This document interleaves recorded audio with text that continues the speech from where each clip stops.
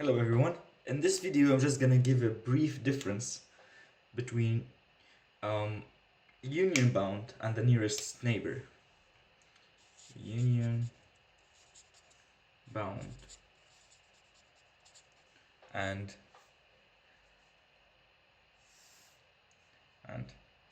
nearest neighbor.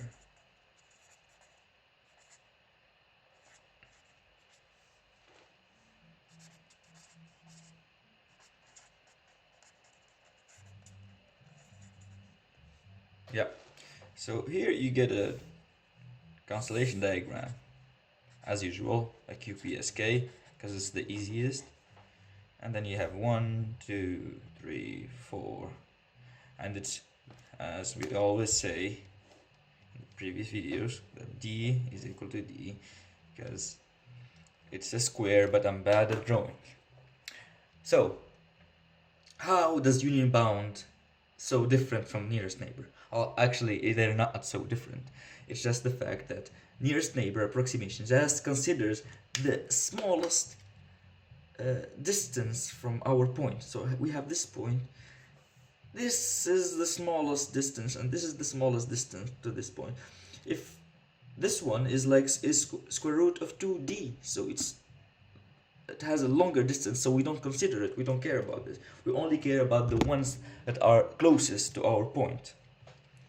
So that's why when we talk about nearest neighbor approximation, we talk about this formula, P approximately 1 over m, which is the total of the points that we have in the constellation diagram, m minus 1, I is equal to 0.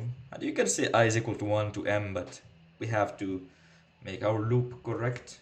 And then I is the number of the nearest neighbors, and d min over square root of 2 and 0. And you gotta understand that we only care about the smallest distance, the d min, the minimum distance to our point. So if I'm considering this one, so I will care about this point here.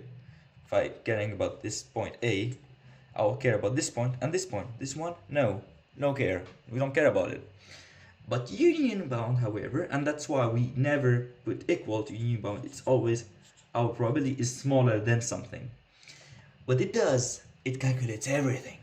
It doesn't care about if this is smaller or not. We care about this one, they all matter. And it's like